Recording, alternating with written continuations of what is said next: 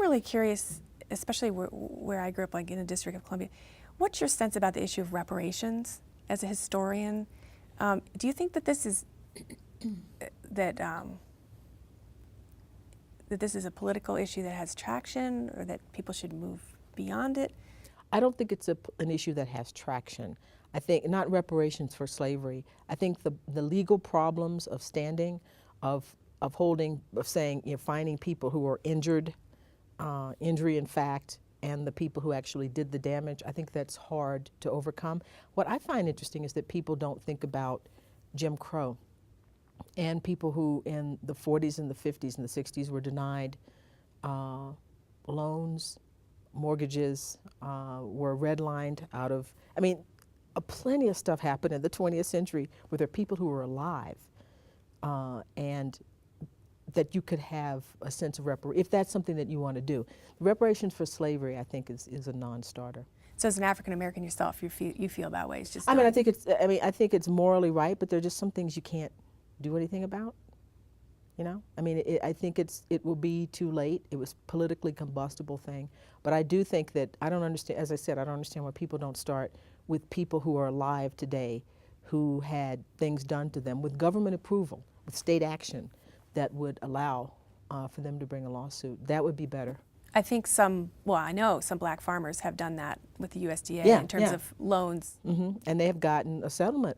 There are ways to go about this, and there are things that are real life stuff. I think the reparations thing is it's almost philosophical in a way. And it's morally, and I think the great thing about the case, doing it, is that it brings out the sort of economic nature of slavery. And you get the sense of the billions of dollars in wealth that blacks as people and property represented to this country, but realistically, it's a non-starter. Will you go back and do this for your own family? Look. I know a pretty good amount about my own family. I have a cousin who is very much into genealogy, and I will probably at some point help her do that, but that will be in the future. I just think the DNA, with Jefferson being the Renaissance man that he was, wouldn't he be fascinated? I know, alarmed, but fascinated. About this DNA evidence, yeah. You know, if he were to come back and see it. Well, and his grandchildren who picked the wrong relatives. I mean, because how could they know that there would become a day that you could sort of distinguish between maternal relatives and paternal relatives? I mean, the Carrs lived in the area.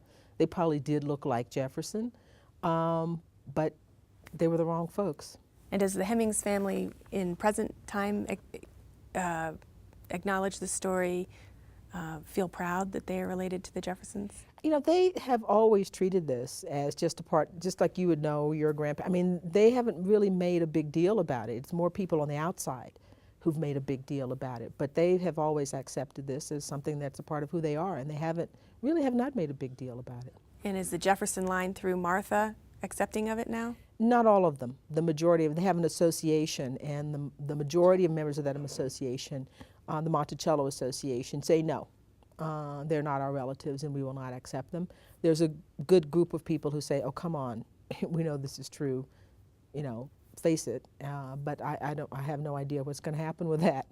And Monticello itself, the site, the Thomas Jefferson Foundation, which is separate from the Family Association, accepts this, and so that's, you know, they have come to grips with this and have their own way of dealing with it now in their visitor center and the exhibits that they have there.